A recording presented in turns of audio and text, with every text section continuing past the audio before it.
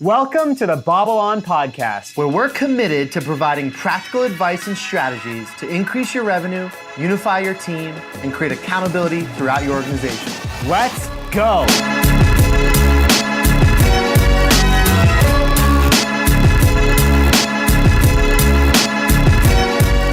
Happy holidays. Exciting time of year. Love this time of year. Best time of year. Holidays are here. Almost at the new year. It's fun. It's a time to reflect on the previous year, and it's time to look forward to the new year. Yeah. And it's also kind of crazy to look back and say, like, wow, how much has happened in 12 months? Because looking ahead, you're like, oh, that'll happen real quick. Yeah. Looking back, you're like, whoa, a lot changed. It's one of my favorite times of year on social media. I love how Facebook and Instagram and all the other places do it, where they have those apps that combine all of your best moments and whatever. I love people sharing their growth, their personal growth stories, whether it be weight loss, trying to have kids, connecting with family members, engagements, everything. It's just such a fun time of year. In general, people are a little bit more vulnerable in the holiday spirit, and that vulnerability comes off real nice. Yeah. Yeah. It's super fun. And you root for people all year, and some people you're not as location-wise close to. You're not necessarily close to them. And you find out something they've been working on all year. They've been succeeding. It's really cool. Great time of year. For those listening, we talked a lot about what we could talk about today being kind of almost the end of the year, and should we look back and talk about the previous year? And we decided, we're gonna move forward. We're gonna look towards the next year, because a lot of people look back, and there's time to look back. But let's game plan for the new year. Let's have a great 2020, and we're gonna help you with it. We don't look back very often. It makes our neck hurt. Think about that one for a sec. That. Yeah, I like that. Yes. Plus, our flexibility really isn't there. Dexterity is gone. I don't think mobility has ever been either one of our strong suits. Thank you, Matt. Not enough stretching. Moving on. I agree. My dexterity stinks. Great year. Awesome year. One of our best years ever. But we want to talk for a little bit, like you said, about moving forward. Really how to take care of your goals next year. Because by now, most of the people listening, they've probably got a decent grip on what they want to do in 2020, or an idea. It might not be written correctly. We're going to talk about how to do that. But most importantly, we want this episode that if you already have your goals, this will help you achieve them. And if you don't have your goals, this will inspire you to write them. Yeah, specifically 3 strategies that you guys can use to ensure that you're giving yourself the best chance of accomplishing the goals that you set or you will set. And those 3 that we know that without any of them or one of them, we wouldn't hit our goals. So let's talk about it for you and I. Let's switch it up a little bit. We typically do the personal best moment of the week. Are you audibling? Are you audibling right now? Yes. Yeah. Okay, I'm ready. Not as good as Tom Brady with the audible, but I've been known. There aren't many. What would you say, if you look back in 2019, was a personal goal that you met or exceeded that you're excited about? And what's a goal that you're looking into 2020? Yeah, that's a great question. I think looking back, there were a lot of goals, but one was to successfully close on the condo that I purchased a year and a half ago, and got that done just in the nick of time.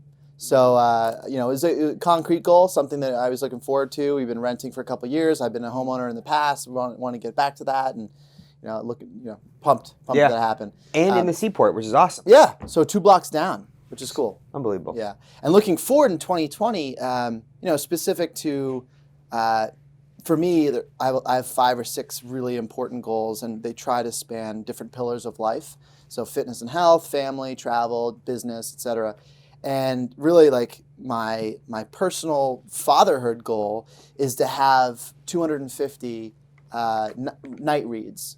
So typically, Sadie's spending a little bit more time with Parker. But I like to try to have the nighttime read at 7:15, and we try different book every. I feel like we have 600 books, so I'll be able to just not have to recycle. That's awesome. And having that many, at least 5 nights a week, or mix it in there, with 250 nighttime reads with him would be an awesome goal. That would create super impact. Yeah, that's a really cool goal. Yeah, it gives me something that I can look forward to. It also gives him a chance to kind of connect with me on that. So yeah.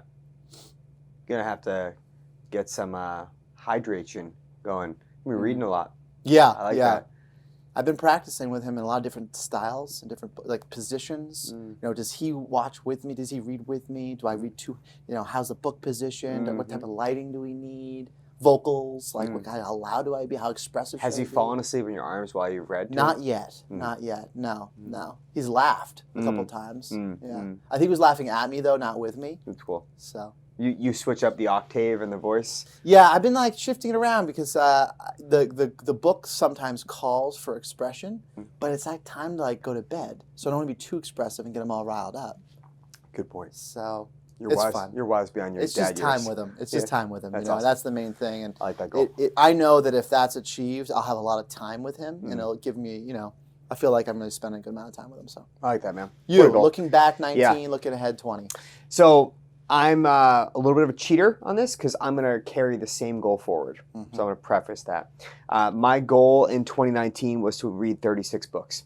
And I'm pumped that I got it done. I don't know if I've read over 15 books in a year. And I set the goal at 36, which is, 3 a month. And I got it done. And I want to do it again. I don't necessarily want to be better. I want to do the same amount of books, and if I read more, fantastic. But three a month was extremely difficult for me. It was rewarding, but also challenging. I got it done, and I loved it. I loved how I felt because of it, and I think it really added value to my leadership capabilities at GNN and BobbleOn with you. And it also added, my capabilities as a dad and as a good husband and, as a servant to my family. So I think it really helped me in a lot of ways, and I'm going to get it done again. So love I'm that. pumped. Yeah, Love it's that. really helpful.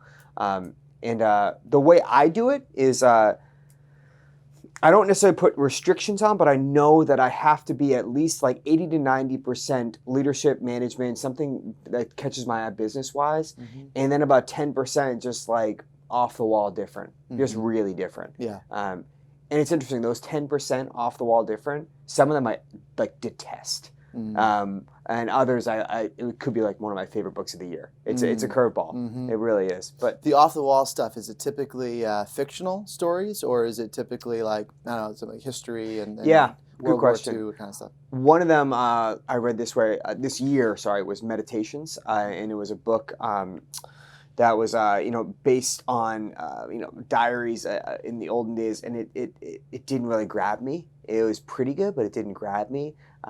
Whereas another book I read by Malcolm Gladwell really did, and it really didn't help with leadership or management. It just grabbed me. So it's a good resetter. But if I were to pick one type of book that is different, it would be a Harlan Coben book, like a fictional murder mystery. I'm a sucker for those. I feel like I could just read that just sitting on a plane in like one setting. Page turner. Yeah, I just get right through it. I love those books. But to the reason why it's a difficult goal for me is I don't think I'm necessarily like a fast reader. I think just because I read 36 books or how many books a year, it doesn't mean that like, I don't read fast. I just, like you do, like just put in the work, get it done. And it's a lot of what we're going to be talking about today. Yeah, I think the great thing about that goal is that, if you're not reading, listening to Audible, reading a hardback, podcast, whatever it might be, if you're not consuming content that makes you more self-aware, you're not really challenging yourself to develop and change habits. Yeah. That's ultimately what happens. If you give yourself more content, information, education, then you can decide whether or not to take action on whatever you're learning. But if you never read it in the first place, you don't know what to look for. Yeah, it's interesting. One of the ways that you can accomplish a reading goal, I mean, your reading goal to your son is super impactful. But one of the ways you can accomplish a reading goal for you and the way you and I do it for each other, you don't have to finish every single book you start to the very end. If you got the main point of the book and you're pretty comfy where you are, you can always close the book and start the next book. I feel like sometimes in the past I wouldn't get through a book and I wouldn't go on to a next book. I would just let it sit there. It's perfectly okay to put the book down, start another one, and come back to it later. Keep your interest in reading. It allows you to get through the whole thing.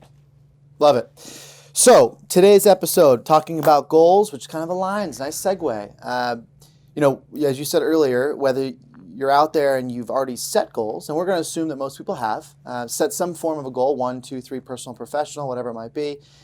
or you still haven't and you are planning to do so, this podcast is for you, because it is going to give you 3 specific strategies or tips, takeaways that if you don't actually follow through on these 3, you're going to have a really tough time achieving these goals. You're going to find yourself at the end of the year coming up short. Bingo. The first step that we talk about in how to achieve your goals is you got to start and figure out how you write your goals. And last podcast, we talked about the book that Jocko and Leif Babin wrote. And they wrote a book, Extreme Ownership, and one of the things I talked about is keeping it simple. And this is super critical when you write your goals. Mm-hmm. Yeah, we've loved, there's a lot of different ways. There's a lot of filters you can use, but what we talk about all the time with clients and out with our team is it SMART? And a lot of people know that acronym. Is it specific, measurable, attainable, relevant, time-based? That's the SMART acronym. And if your goal can pass those 5 tests, it's in a really good spot. What most people struggle with is the first 3, really. You probably can create relevant goals. And if it's an annual goal, it's probably time-based. Check. Yeah. But is it specific enough? Most of the time, people really have a struggle with this one. Correct. Is it super finite specific? Because the less specific it is, the easier it is to be like, I don't know. Did we or did we not? Yeah, sure. I think we did. Measurable, really, really tough. If we do not have metric-based stuff or project-based completion stuff, it's really challenging to know if we got it done. And attainable. And I know I've struggled with one in the past, and a lot of sales-oriented visionaries struggle with attainable. We always set really aggressive goals, and it's okay, because if you come up short, you're still crushing it and growing. But to set something that's super unattainable is where we're trying to avoid. Amen. And looking at your goal that you laid out, you want to read 250 nighttime stories to Parker, right? Let's just say that you were planning a ton of travel without Parker next year. Let's just say that we were traveling, I don't know, for 3 workshops. Oh, well, that is not an attainable goal. Therefore, you got to reword it, right? But I love the specificity of what you said. It's 5 days a week. You've already planned that out. It is attainable. You can do it. I talked about reading 36 books a year. That is attainable. But it might not be for you. If you've only read 1 story to your son last year and you really want to read more, that's not an attainable goal. Right. If I only read, if I only listen to podcasts and all of a sudden I really desire to be a reader, not going to work. Well, that's why building off of goals that you've already had some background and experience with is really beneficial. Yeah. So this isn't a hope, right? Yeah, you're not starting from something from scratch. No. Yeah. And if you do start from scratch, it's okay, but just be really, really realistic. And that's where I think a lot of our clients have failed, is that if they've never tracked goals before, and then all of a sudden they want to write, 5 times in premium what they, traditionally would write, it's really unattainable. It's really unrealistic. And you'll know when a goal is poorly written when either A, you don't want to do it when you write it down, or B, you have to read it a couple times and you're not sure what it means. Yeah. And that's tough. You go to a seminar, you go to a conference, you get fired up, you write down something you want to do. A week or 2 goes by, you look at that, you're like, what is that? What was that again? What did Tony Robbins say? What was I supposed to do? And then it's gone. Yeah. It's totally gone. And a spot check on that is simple. We obviously have our system. We have a really, intricate system that we put in place for our clients that we talk about goal setting. It's in the, everyone knows exactly how it's written, why it's written that way, and they have a role in it. But if you are just working on, I don't know, a couple professional goals, a couple personal goals, share them with someone else and say, can you explain this to me?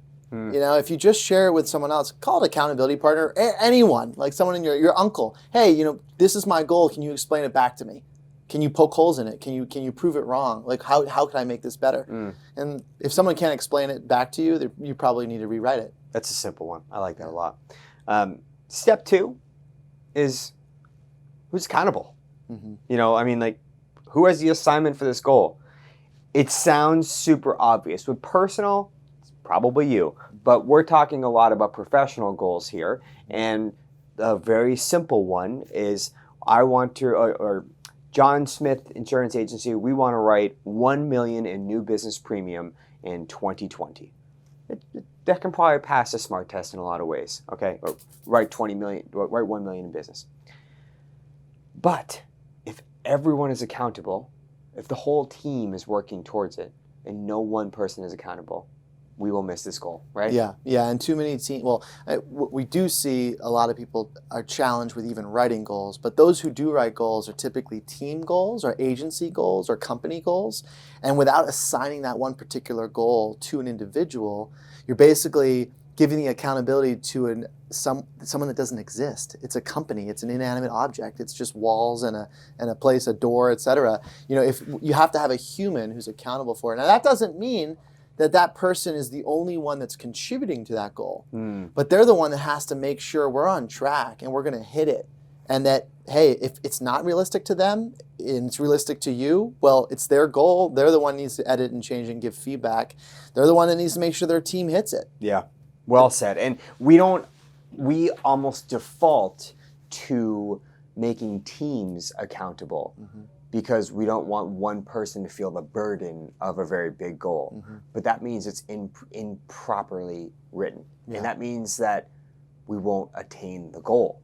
We need to be specific on the wording, part one, how it's written, and then specific on who owns it, because they're going to get us to the finish line.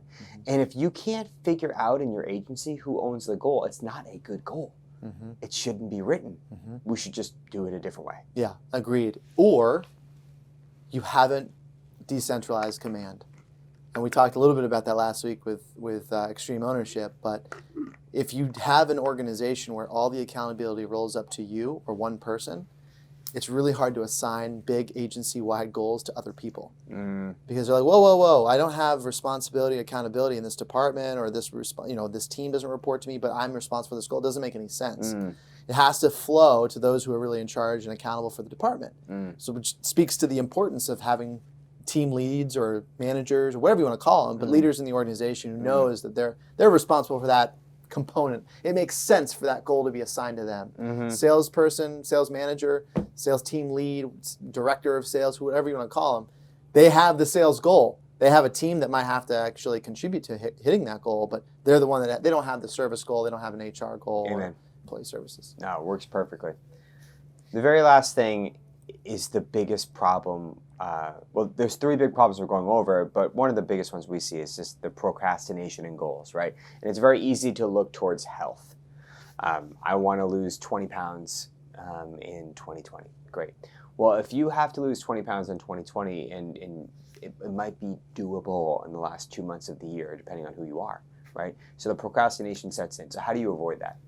Yeah, it's got to be in your face every single day, every single week, every single month. There's got to be frequency in place so that we are always looking and facing and confronting our goals. I think too many people set a goal as like a, what do they call it, a New Year's resolution like or whatever it wish might or be. Hope. Yeah, wish, hope. It's like, I have great intent, but that intent's very fleeting. It only lasts for a couple minutes, couple hours, couple days. And all of a sudden they forget about it and it loses credibility. But if it's in your face and everyone knows that it's there because it's written down and you have a frequency of repeating and revisiting it, it's hard to avoid it. Yeah, there's a lot of great methods out there. I mean, we personally love Zig Ziglar. I mean, he's a fantastic orator as well as writer on motivation. And his theory is motivation doesn't last. It's like bathing. That's why we recommend it daily.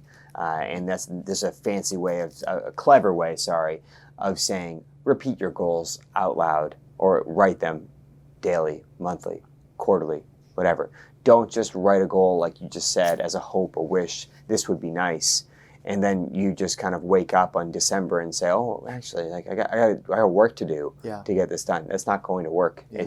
In business, it's a dream. In business, it's even harder, way harder.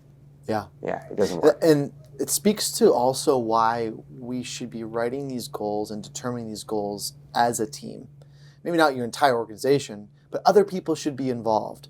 Because if not, and you're not creating these goals with other people, then you're really not accountable to revisiting them and being frequent and having them. No one else will know like what Zack's goal is or what the company's goals are if Zack was the only one that created them. So it's almost a prerequisite for that. If you're going to have a frequency, weekly or meeting every day or whatever it might be, make sure you create these goals. Whether it's an accountability partner or a person in the organization or your team, a leadership team, whatever it might be, you need other people involved. That's a really good point. I think not enough teams share their goals throughout. And mission statements are important, and in future podcasts we'll dive into a lot more detail on how to write them and the correct way to do it. But goals need to be shared. This is such an important time to call a company-wide meeting and talk about your goals and being vulnerable with what we're working towards as a team, and what December 31st, 2020 looks like is a very sexy topic to talk about, because it's the first week of January. We're all coming back from New Year's Eve. We all wish we had more time off. In a lot of places like Massachusetts, it's cold. It's a good time to talk about December 31st, 2020. Hey, here's what it looks like. Here's what life looks like at our agency. Let's get excited. I think that's painting the picture, right? Is the vision. Too many people think that we need to paint a picture of what's going to happen in 5 to 10 years. Really, it's the next year. It's more tangible, and people understand that. So, if you haven't written your goals yet, write them down. Don't think about them, write them down. And these are 3 steps you need to take away and do now. So if you've already written your goals, spot check them. Because if you do it this way, you will achieve your goals. Yeah, share your goals with someone else. Make sure that it passes the SMART test. Super specific, measurable, attainable, relevant, time-based. And if it does, you know they're written the right way. And if you're having trouble with your goals, if you're not sure if they're written in the way that you like, or you want an accountability partner, 1-2, we're happy to help. Yeah. We are very happy to help. Reach out to us, DM us, email us your goals. Let's talk about them. Let's hold each other accountable. Yeah, let's say you got the first step done, you wrote them all out, and you're really happy with how they're written, but then you're like, well, how do I even assign these goals to people in the organization, or who on my team really should be responsible for these? Right? We can help with that. That's the second step. And then, hey, if you really need help figuring out how to actually have these in front of yourself every single day, every single week, in a way that you can revisit it and stay motivated, and the team understands where they're headed and what their role is in getting you there, leverage us. We are here for you. Love it. Well, Happy New Year, Happy Holidays from Matt, myself, and everybody at BobbleOn, including ZB. Thank you for all you do to get this podcast out. You're welcome. Ho, ho, ho! Merry Christmas, Happy Hanukkah, Happy Holidays to everybody, Happy New Year's. We love you all. BobbleOn. BobbleOn!